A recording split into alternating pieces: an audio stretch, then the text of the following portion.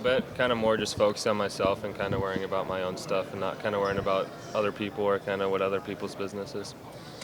How many teams did you talk to this week? 22. And, what was the line of questioning like? How was the interview process for you? I mean, I know that people have had their discussions and everything else, but, how do you think you performed in that avenue? Yeah, I think I did good. I think there was a lot of good talks with a lot of the teams, and I really enjoyed this experience. And it was super cool to talk to all these high-up people in the hockey world. It's an unbelievable experience. And what were some of the things that they really wanted to get to know about you and the different things like that? Just kind of me as a person, kind of what I like to do, like outside of hockey and stuff, like outside of the rink, and just kind of stuff like that. Was there some work that was done prior to this in order to talk to the team and sort of try to get across whatever you want to get across to them? Yeah, I think I did some work with someone that my advisor had set me up with, so I think that helped a lot. And then just kind of came in here and just wanted to be myself and be confident. What's the thing that you want NHL teams to know most about you? I think just how much I love the game of hockey and how much I just want to play the game for the rest of my life. Yeah. Skill-wise, how do you think you hold up compared to some of the top-end guys in the draft? Yeah, I think that's kind of my game. I think I'm a really skilled forward, and I think there's a lot of skilled players here. I don't really like to make many comparisons myself to other kids. I kind of just like to focus on myself. Who's been a player that you've just tried to model your game after? Who are the guys that you really watch? I think Kyle Connor is probably the main one. I really like. He played for the same coach as me in Tri-City as well, so I think he's one of the bigger ones that I always watch and kind of keep an eye on him.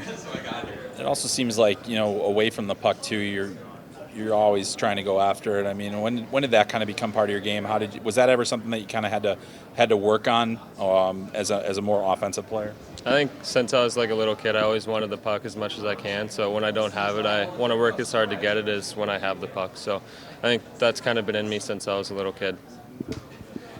What was your sort of line to?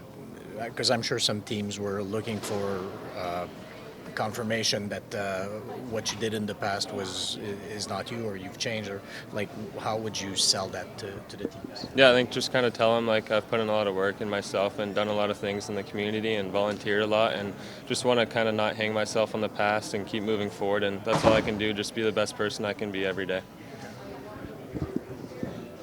Yeah, I guess who was your favorite player growing up too? Who was the guy that you wanted that you just really enjoyed watching? Mike Madonna. Yeah, and what about him? Just his speed, how good he was with the puck. He's always a competitor too. I think growing up, me and my dad were big fans of him. How many teams did you talk to? Toronto, not Buffalo. Was Montreal among them? Yes. Okay.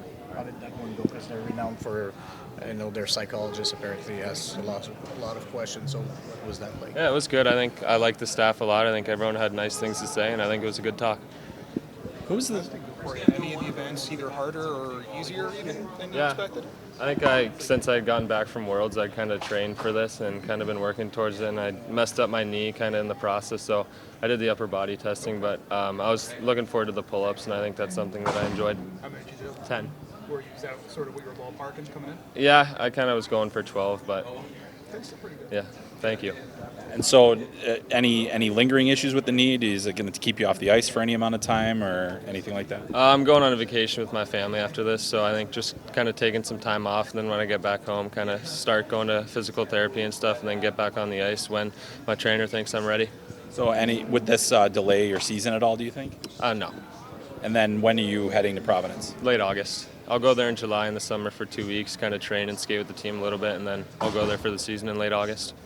And who was the toughest player you played against in the USHL this season? I think Ty Hansen on Sioux City. And what made him tough to play against? I think just how he defends. He defends so well. He's such a good skater. He reads kind of skilled players and the moves they want to make, and he's a physical presence, and he's kind of just like a pest. He's always on you and kind of not going to give you much time or space. You had a chance to play with guys like Cole Iserman and that U18 team, and just wondering, what it was like kind of being part of that group, and then, some of the things that you notice about guys like Cole and what he can do. Yeah, it was an unbelievable opportunity. I think every time I get a chance to put on the USA jersey, I'm super honored, and there's just so much talent on that team and a lot of my good friends from when I was younger, so it was super cool to see those guys' habits every day in practice and games and stuff, so I really enjoyed that experience. Just a couple more. We're good. I have one. When you have a scoring slump, What works for you to get out of your scoring slump? I would say just kind of watch over the video and kind of look like what I can do better and what like I need to work on. Maybe change my shot a little, or kind of take different shots, or kind of attack the game a little differently depending on the opponent. Thank you. All right. I asked Ilya Kovalchuk that question. The interpreter went back and forth because he's never had a slump. I was going to see if he'd say the same.